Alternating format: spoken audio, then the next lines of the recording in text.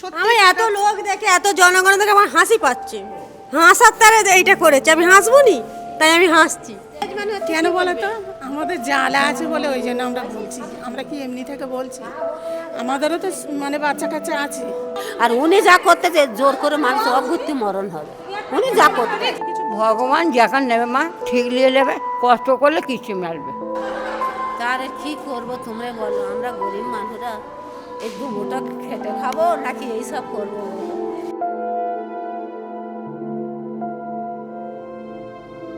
রাজ্যে জোর কদমে চলছে এসআইআর এবং এসআইআর এর হিয়ারিং। আমরা এখন আছি বজবজের সাতগাছিয়ার একটা হিয়ারিং স্টেশনে। এখানে আমরা এসেছি দেখবার জন্যে মানুষ যারা এখানে বারংবার এরকম অভিযোগ তুলেছে যে হিয়ারিং সেন্টারে তাদের অনেক অসুবিধে হচ্ছে, তাদের জন্য কোনো বেসিক কমিউনিটিজের ব্যবস্থা নেই, হুইল চেয়ার নেই, জল নেই। এই দাবিগুলো কতটা সত্যি, এবং শুরুর থেকেই যে ইলেকশন কমিশন বলে আসছে যে এসআইআর একটা ভোটার ফ্রেন্ডলি প্রসেস, সেটাও কতটা সত্যি সেটা যাচাই করবার জন্য আমরা আজকে এসেছি। এখানে আপনারা দেখতে পাচ্ছেন এই যে বিল্ডিংটা আছে, এখানে হচ্ছে হিয়ারিং। তিনতলা বিল্ডিংয়ের আপনি মনে করবেন যে হয়তো ঢুকেই সামনেই হিয়ারিং, কিন্তু সামনে হিয়ারিং নয়। হিয়ারিং অবধি পৌঁছানোর জন্যে আপনাকে এখান থেকে যেতে হবে সিঁড়ি টপকে। এইখানে হচ্ছে হিয়ারিং, পরের পর ঘর আছে এখানে, এবং মানুষজন যারা এখানে হিয়ারিংয়ে এসছে তারা বাইরে বসে আছে। কেউ ভোরবেলা এসছে, বিকেল 5টায় যাবে, আবার কেউ এসে সঙ্গে সঙ্গে চলে গেছে। বজবজের সাতগাছিয়ার এক এসআইআর শুনানি কেন্দ্রে ঠান্ডায় কাঁপতে কাঁপতে হেঁটে আসেন জিন্নাতুল বিবি। বয়স 80 কোঠায়, এক চোখে দেখতে পান না তিনি, হাত ভাঙা, শরীর জুড়ে ব্যথা। তবুও আজ তাকে বাড়ি থেকে বেরোতেই হয়েছে। কেন? নিজেকে এই দেশের একজন বৈধ ভোটার হিসেবে প্রমাণ করতে। শুনানি কেন্দ্রটা 3 তলা একটি বিল্ডিংয়ের দোতলায়। নেই র্যাম্প, নেই হুইল চেয়ার, নেই পানীয় জল। কোনো সহায়তা ছাড়াই সিঁড়ি ভেঙে উঠতে হয়েছে তাকে এই অসুস্থ শরীর নিয়ে। 2002 সালের ভোটার তালিকায় তার নাম আছে, খসড়া তালিকাতেও আছে, তবুও ডাকা হয়েছে শুনানিতে। ঘন্টার পর ঘন্টা অপেক্ষা, খালি বুথ, অফিসাররা আসে অনেক পরে। কেউ একবারও জানতে চায়নি এই বয়সে, এই শরীরে তিনি ঠিক আছেন কিনা। আজ তার একটাই অনুরোধ, তার নাম যেন কাটা না যায়, আর তিনি যেন তার ভোটটা দিতে পারেন। মা, কোথা থেকে আসছো? হ্যাঁ, কোথা থেকে আসছো? আনে ওই চড়া রায়পুরতে। ওখান থেকে এসছো? হ্যাঁ, ওই গাড়িতে এসেছি, তখন আমাদের প্রধান তো ছেলে। আচ্ছা। হ্যাঁ, কখন এসছো? অনেক হয়েছি, আমি তো আগে কোনো বলছেন। হ্যাঁ, এসব আমাদের ছেলেরা। তোমাকে কেন ডেকেছিল কিছু বলেছে? ওই না, তোমাকে যে হিয়ারিং এর জন্য ডেকেছিল এখানে, কেন ডেকেছিল কিছু বলেছে? না, এই তো আমাদের ছেলেরা আছে। উনি জানেন, হ্যাঁ, বয়স হয়ে গেছে তো অত বয়স কিছু বুঝতে পারছেন। কত বয়স ওনার? বয়স কত হবে নানি? হ্যাঁ, 80-র ওপরে। 80-র উপরে? হ্যাঁ। তা তোমার এই হিয়ারিংটা বাড়িতে হয়নি মা? তুমি খবর কেন দাওনি? মা, আমার কেউ নেই তো যাওয়া না, আমি একাই থাকি বলে। মা, তোমার কাগজটা একটু দেখাবে? কাগজ কখন জমা দিয়েছে, একটা দিয়েছে যে, ওই যে মা, এইটা এইটা দিলে এখন। এইটা দিল? আচ্ছা। তোমার কাগজ তো দেখছি সব ঠিক আছে, তুমি এরকম বুড়ো মানুষ, তোমার প্রায় 80 কী বছরের করবো, উপর বয়স হয়ে আমাকে গেছে। বললো তোমাকে যেতে হবে। আমি এসব বলছেন মা। হ্যাঁ, আবার বলি আমার ছেলেটা কাজ করে, আমার দাঁড়িয়ে কিছু হলেই দেখায়, তাহলে আমি তাকে অবাধ করবো না। যার দিন বাঁচি মা ওদের কোলে। কিন্তু মা, তুমি যে এতগুলো সিঁড়ি দিয়ে উঠলে, তোমার কষ্ট হলো না? ওই একটা আমার বৌদি এসেছিল, হ্যাঁ। সে আমার তুলে দিল। আমি সেই ধারে বাবুর কাছে ছিলাম, সেই কাগজ দেখালো, সে বাবু এসেছিল, তারপরে আমাদের বাবু বলে যে ডাকো তাকে। তোমার এত বছর বয়সে এসেছো, তুমি এত বছর আগে ভোট দিয়েছো? হ্যাঁ, অনেক দিন ভোট দিই। তোমার 2002 এর ভোটার লিস্টে নাম ছিল মা? হ্যাঁ, তো তাও তোমাকে ডেকেছে? ডাকতে হবে না, কি বলে না বলে মা, ঘরে বসে থাকবো। হ্যাঁ, তো ওখানে যখন গেছিলে হিয়ারিং এ বললো কিছু কেন ডেকেছে তোমাকে, কিসের আপনি বলবে, বাবু তো বলবে, এইসব ছেলেরা আমার আজকে বলবে। স্যার, ওনাকে কেন ডাকা হয়েছিল? কারণ বলা যাবে না তো, কারণটা কী করে জানবো? সবাইকে যেমন ডেকেছে, ওনার 2002 নামও আছে, তার সত্ত্বেও ডাকা হয়েছে। তো উনি বলছেন উনি একদম একা থাকেন। তো এরকম একটা বয়স্ক মানুষ, তো 2002 এর লিস্টেও নাম ছিল, এতদিন ভোট দিয়ে আসছে, তাকে আবার ডেকেছে কেন, কিছু বলতো? কারণ তো নির্বাচন কমিশন যেভাবে কাজ করছে সেটা তো আমরা বলতে পারবো না। কারণটা কি, কোনো নামে মিস্টেক আছে কি আছে সেটা তো আমরা জানি না। ডেকেছে, উনি এসছেন, হাজিরা দিয়েছে। তো আপনি তো একটা চোখে কমও দেখেন। হ্যাঁ, এই চোখে তো পড়ে এই চোখটা কাটা ফুক গেল, পা এখানটা ভাঙা, হাত ভাঙা, কে রেটে খাওয়াবে মা? উনি হচ্ছেন 80 বছরের জিন্নাতন বিবি। ওনাকে হিয়ারিংয়ের জন্য ইলেকশন কমিশনের তরফ থেকে ডাকা হয়েছে। কেন ডাকা হয়েছে, কি কারণে ডাকা হয়েছে, রিজনটা কি, কিছুই এখনও উনি জানেন না, বা ওনার সঙ্গে যারা এসেছিলেন তারা কেউই বলতে পারছেন না। এখানে যেখানে হিয়ারিংটা হচ্ছে বজবজে, এটা একটা 3 তলা বিল্ডিং, 3 তলা বিল্ডিংয়ের 3 তলায় হিয়ারিং প্রসেসটা চলছে। জিন্নাত বিবি, ওনার হচ্ছে 80 বছর বয়স, মা একটা চোখে কম দেখেন। উনি সঙ্গে কাঁটা ফুকে গেল। উনি থাকেন পর্যন্ত একা। ওনাকে গ্রামের প্রধান সে এসেছে সবাইকে নিয়ে, ওনাকে সঙ্গে করে নিয়ে এসেছেন। ওনার অর্ডিলটা আপনি ভাবতে পারছেন যে এই বয়সে এসে এক চোখে উনি দেখতে পান না, কোনো রকমে শীতে একটা গায়ে গরম পোশাক দিয়ে শাড়ি জড়িয়ে 3টে তলা সিঁড়ি ঘষ্টাতে ঘষ্টাতে উনি উপরে এসেছেন প্রমাণ দিতে তিনি একজন বৈধ ভোটার। উনি 2002 এর লিস্টে ওনার নাম আছে, উনি অনেক বছর ধরে ভোট দিয়ে আসছেন, কিন্তু তা সত্ত্বেও এখানে এসে আজকে তাকে প্রমাণ দিতে হচ্ছে যে তিনি একজন বৈধ ভোটার। কে দেখবে আমাকে? তোমাকে যে নির্বাচন কমিশন ডাকলো, তুমি নির্বাচন কমিশনকে কিছু বলতে চাও? কি বলবো বাবা, আমি কি বলবো, তোমরা করে দাও। তোমাদের মতো এত বয়স্ক লোক আসছে, তাদের কষ্ট হচ্ছে, তাদের হয়ে তুমি কিছু বলতে চাও? ভগবান যখন নেবে মা, ঠিক নিয়ে নেবে, কষ্ট করলে কিছু মেলবে।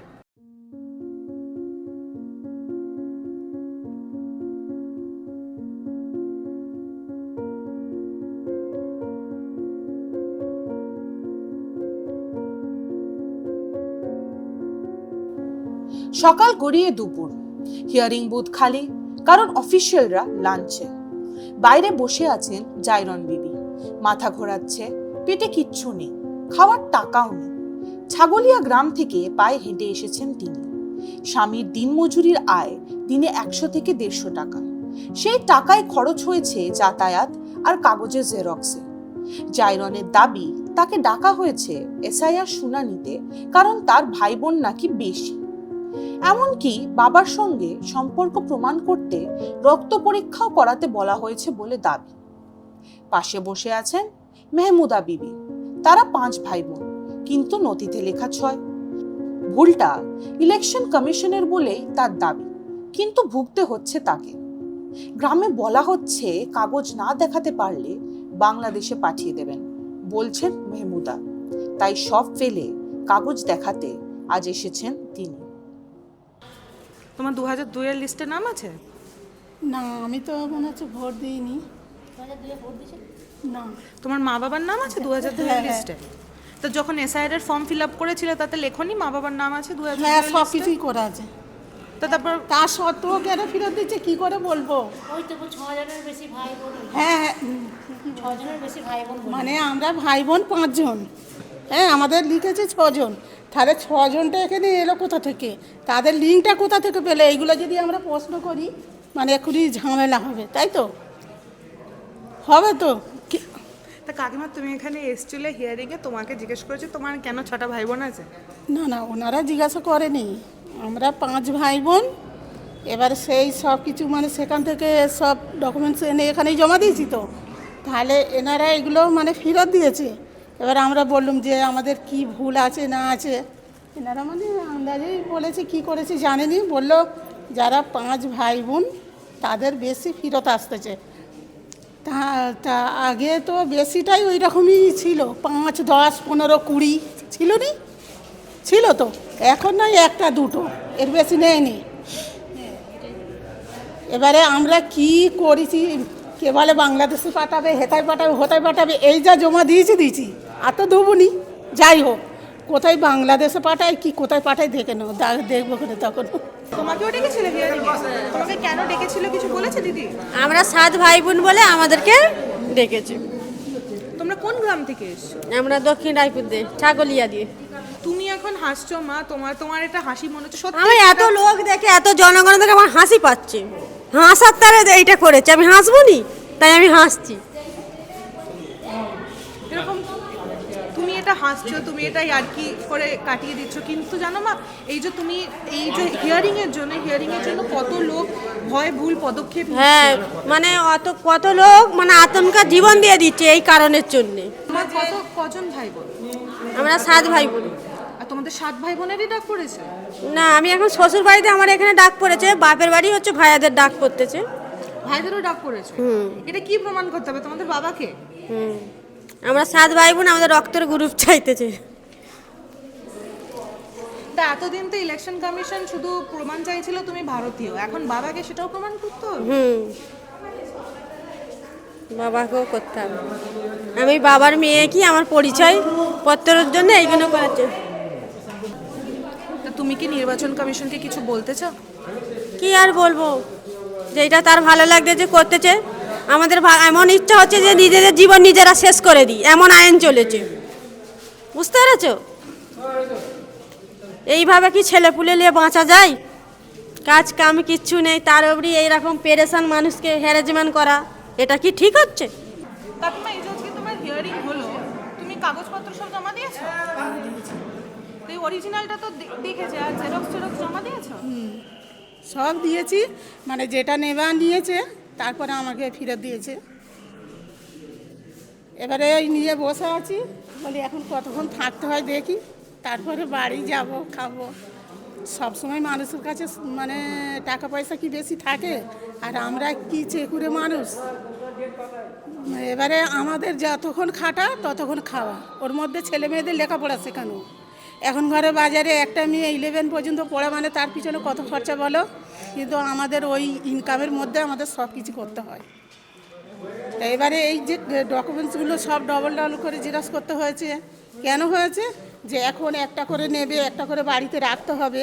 এবারে আমরা তো 5 ভাই বোন, 5 ভাই বোন মানে তাদেরও লাগতেছে, তাদের বাপের বাড়ি থেকেও এনেছি, তারও গাড়ি ভাড়া আছে, নেই কি? সবই তো আমার সংসারের মধ্যে থেকে, তাহলে এগুলো কি আমাদের কষ্ট নয়? এই যে জেরক্স করছো, তুমি বলছো এখন তোমার দুপুরে খাওয়ার টাকা নেই, তোমাদের বসে থাকতে হবে, কিন্তু এই এতগুলো টাকা দিয়ে জেরক্স করেছো? কি করব, দরকার করতেই হবে, না হলে তো হবে না। ডবল করে একটা করে জমা দিয়েছে, একটা করে রেখে দিয়েছি, ওই জন্যই তো এত পয়সা লাগলো, না হলে কি লাগতো? এই তো এখনও কতগুলো আমার জেরক্স আছে, এগুলো সব ফেরত দিয়েছে। এগুলো সব দেখে ফেরত দিয়েছে? না, এগুলো দেখিনি। এগুলো তুমি জেরক্স করিয়েছো? হ্যাঁ করেছি, বলি যদি ফিরে লাগে, ওই জন্যই করেছিলাম। তাই এগুলো তোমাকে বিএলও বলে দেয়নি তোমার কি কি কাগজ লাগবে বা কটা লাগবে? ওরা বলেছে ডবল করবে, ওই জন্যই আমরা ডবল করেছি। কোনটা লাগবে না লাগবে লাগবে না তাই কারণে আমরা সব করেছি। বলো তো। আমার ডেলি 100 টাকা 50 টাকা খাটে, সেখান থেকে আমি 50 টাকা জিজ্ঞেস করছি, 50 টাকার আমার আজকের খাওয়ারই জোটেনি ঘরে। আমার কচি বাচ্চা ফাচ্চা রেখে এসেছি, হেঁটে এইছি, আবার হেঁটে বাড়ি যাব। সকালে 11টায় এসেছি, সন্ধ্যে 6টায় ঘরে যাব। এখন এখানে তো লাঞ্চ টাইম চলছে, তোমরা লাঞ্চ করবে না? আমাদের কাছে পয়সা টাকা নেই, আমরা কি খাবো? আমাদের কোনো ব্যবস্থাই করে। হ্যাঁ, আমরা কি খাবো বলো? এইগুলো তাই জন্য যেই দিয়ে এইছি সেই দিয়েই দিয়ে রয়েছে, একটু জল পর্যন্ত পাইনি যে একটু মুখে হাতে দেবো। এবারে আমরা জলও তা এখানে জল নেই? ইলেকশন নির্বাচন কমিশন থেকে যখন বলেছিল যে হিয়ারিং হবে, বলেছে যে হিয়ারিং বুথে সব ব্যবস্থা। না, এনারা ব্যবস্থা করেছে মেরে ফেলে দিয়ে, মানে লোক সংখ্যা কমাবে বলে, তাই কারণে এই জিনিসগুলো করেছে। এবারে ওনাদের ভালো মন্দ ওনারাই বুঝে যে, এবারে আমরা কি বলবো, আমরা প্রথমেই ভেবেছিলাম যে অত কিছু করার থেকে মানুষকে তো পেরেশান করবোটা কেন, যা কিছু করে ওদেরকে মেরে ফেলে দেবো, পুরি যাবে ঝামেলা। এ বাবা, এরকম কেউ বলে? কেন কেন বলো তো? আমাদের জ্বালা আছে বলে ওই জন্য আমরা বলছি, আমরা কি এমনি থেকে বলছি? আমাদেরও তো মানে বাচ্চা কাচ্চা আছে। আনবিয়া বিবির বয়স 55। তার স্বামী মানসিকভাবে অসুস্থ, এক মুহূর্ত একা রাখা যায় না। সাইকেল ভ্যান চালিয়ে কোনো রকমের সংসার চলে স্বামীকে পাশে রেখেই। আজ সেই সব ছেড়ে আনবিয়াকে আসতে হয়েছে এসআইআর এর শুনানিতে। স্বামীকে একা রেখে যাওয়ার উপায় নেই, তাই তাকেও সঙ্গে করে আনতে হয়েছে। যে টাকাটা খাবারের জন্য ছিল তা খরচ হয়েছে যাতায়াতে, যে টাকা ছিল ওষুধের জন্য তা গেছে কাগজের জেরক্সে। তিনি বললেন কোনো উপায় নেই তার, তাই ওনাকে আজকে আসতেই হয়েছে। আপনাকে ডেকেছে? এই তো ডেকেছে বলি তো আপনি এইছি তো। কেন ডেকেছে বা কিছু বলেছে? হ্যাঁ বলতেছি, আমার দেখো আমার স্বামী তার অসুস্থ লোক, আমার ছেলেরা না খাওয়াবে হলে তারা বাইরে চলে গেছে, তাহলে আমি জুন খাটি, তাহলে আমাকে যদি পেরেশান করে আমি স্বামীকে খাওয়াবো না নিজে খাবো? না আমি এই সবে পয়সা আমি কত এই সপ্তাহের মধ্যে কত আমার পয়সা আমার নষ্ট হচ্ছে বলো। এই দেখো আজ ওইটা করো, কাল এইটা করো, এক্ষুনি এই জিনিসটা হয় না, এ ফেরত দিচ্ছে, ফের তুমি করতে যাও, ফটো তোলা থেকে, জেরক্স করা থেকে, তোমার গাড়ি ভাড়া থেকে, তোমার ভাই আমার নাহলে অঞ্চলটা আমার ফ্রি আছে, এখানে তার ফ্রি নেই, এই নিচেতে আমরা এখন পয়সা খরচা করে আনি, তাহলে এত দূর আমাদের এবার পয়সাটা নেই যে আমরা ফের ঘরে যাব, তাহলে কীভাবে যাবো বলো দিনি? আমাদের হেঁটে হেঁটে যেতে হবে, আমাদের বাচ্চাদের দুটো মুখে আহার বলে আমাদের জিনিস নেই, আমাদের পেরেশান করে দিচ্ছে, তাহলে আমরা কিভাবে বেঁচে আছি বলো? আমরা কথা বলতেছি আমার বুক খালি থরথর করে কাঁপতেছে, মরবো কি বাঁচবো বল? এই যে মানুষটাকে কত ভয়, কারোর শরীর কমজোর আছে, কারোর শরীর সুস্থ আছে, সে কিচ্ছু হবে না, যার শরীরটা কমজোর আছে সে কি করবে? সে ভয় পড়ে মরে যাবে। অনেক কিছু কিসের ভয়টা? আমার না হয় মা আর তো 5 জনের হবে, আমার কথাই ছাড়ো, আর 5 জনের তো হবে, তাহলে এইরকম ভয় দেখাটা উচিত হয় না মা। এ কি তার কর্তব্য যেটা সাকসেস করতেই হবে, এটা সারা ইন্ডিয়াটার হচ্ছে, তাহলে কিভাবে মানুষ বাঁচবে বলো দিনি? একের পর যদি জিনিসটা যদি এইরকম যদি করে মানুষ কিভাবে বাঁচে বলো? তুমি দুটো কিনে খাবে নাকি এইসব টেনশনে তুমি থাকবে? একে স্বামী আমার পাগল, তাকে নিয়ে আমি সারাদিন ঘুরবো, নাকি আমার পেটের রোজগার করব, নাকি আমি তাকে নিয়ে খাবো না নিজে খাবো? তুমিই বলো, তাহলে কিরাম বাতে আমরা আছি বলো? যদি তার ভেতরে যদি এইরকম খবরগুলো হয় তাহলে আমরা কিভাবে সেখানে আমরা বেঁচে থাকি বলো? তাহলে আমরা কি জিনিসটা আমরা হয়ে আছি? তাহলে উনি সকলকে পেরেশান করে দিচ্ছে। তুমি আগে ভোট দিয়েছো? হ্যাঁ আমি ভোট দিয়েছি মা। তোমার 2002 এর হ্যাঁ নাম আছে? হ্যাঁ হ্যাঁ। এই দুদিন আগে যে খসড়া তালিকা বেরোলো তাতে তোমার নাম ছিল? এই যে কাগজ পিঠে ও হ্যাঁ হ্যাঁ হ্যাঁ হ্যাঁ ছিল? হ্যাঁ। তাহলে কেন এখন হিয়ারিং এ ডাকলো সেটা বলেছে? ও সেটা বলেছে, বলতে আখের আমার ছেলেটার ফেরত হয়েছে, ওগুলো ফের আসবে কি না আসে সে ওপরওয়ালা ছাড়া বলতে পারবে না। এসআইআর এর খসড়া তালিকা থেকে বাদ পড়েছে 58 লক্ষ নাম। তার বাইরেও তথাকথিত লজিক্যাল ডিসক্রিপেন্সির কারণে প্রায় 1 কোটিরও বেশি মানুষকে শুনানিতে ডেকেছে নির্বাচন কমিশন। লজিক্যাল ডিসক্রিপেন্সি হিয়ারিং প্রক্রিয়া এখনো শুধু নথির যাচাই নয়, একটি দরিদ্র মানুষের জীবনে চাপিয়ে দেওয়া এক অসীম লড়াই, যেখানে জল নেই, সহায়তা নেই, মানবিকতা নেই, শুধু আছে ভয় আর বাধ্যবাধকতা।